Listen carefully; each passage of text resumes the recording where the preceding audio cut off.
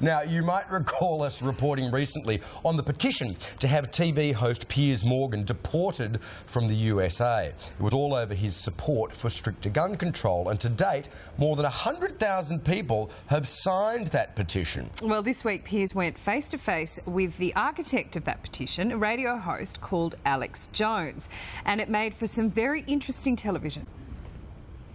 The answer is, hey, wait a minute, I have FBI crime statistics that come out a year late, 2011. 20+% crime drop in the last 9 years. Real violent crime, because more guns means less crime. Britain took the guns 15, 16 years ago, tripling of your overall violent crime. True, we have a higher gun violence level, but overall muggings, stabbings, deaths, those men raped that woman in India to death with an iron rod 4 feet long. You can't ban the iron rods. The guns, the iron rods, Pierce, didn't do it. The tyrants did it. Hitler took the guns. Stalin took the guns. Mao took the guns. Fidel Castro took the guns. Hugo Chavez took the guns. And I'm here to tell you, 1776 will commence again if you try to take our firearms. Doesn't matter how many lemmings you get out there on the street begging for them to have their guns taken. We will not relinquish them. Do you understand? That's why you're going to fail, and the establishment knows no matter how much propaganda, the Republic will rise again when you attempt to take our guns. My family in the Texas Revolution against Santa Anna, my family was at the core on both sides starting that, because Santa Anna came to take the guns at Gonzales, Texas. Pierce, don't try what your ancestors did before. Why don't you come to America? I'll take you out shooting. You can become an American and join the Republic. You finished? Yes, I am finished. You will not take my right. You go through background checks to get guns. How about Prozac? You know the number one, oh, that's the big sponsor, isn't it? Or that whole class of drugs. Let me ask you a question. Oh, whoa, got to cut that off, don't you?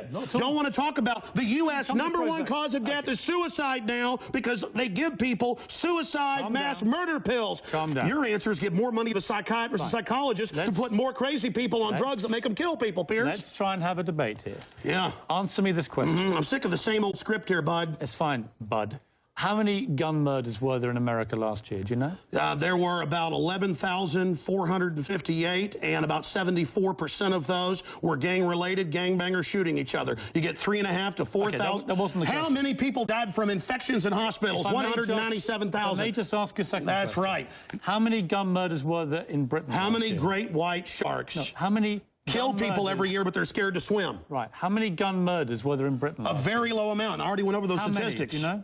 That was only a few hundred. No. How many gun murders? I actually did pull up the statistics. Here, let me pull them out right here. I figured you'd do that. Gun murders in Britain last year. UK violent crime, capital of Europe, London Telegraph. Here, let me give you more. It's quite a simple question. Well, that's the oldest. You're a very loud man. That's the oldest Perry Mason tactic to ask me some little factoid. It's not a little factoid. I already said earlier, we're talking about England has a lot lower gun crime rate because you took all the guns. Let me try exactly my point. But you've got hordes of people burning down cities and beating old women's brains out every day. What a ridiculous They arrest people in England if they defend themselves. That's on record. My God, you have got a total police state. Everybody's fleeing that country because you've had to flee here, bud.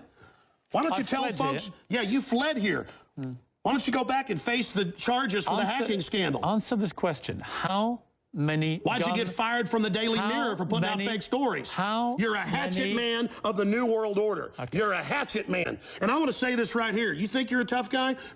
Have me back with a boxing ring in here, and I'll wear red, white, and blue, and you can wear your Jolly Roger. Okay. You know what? Let's try again. How many gun murders were there? Oh, you're going to ban your fist now? In Britain last year.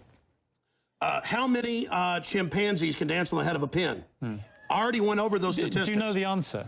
No, I don't. You said hundreds. It's very low. You said hundreds. Yes. It's actually 35.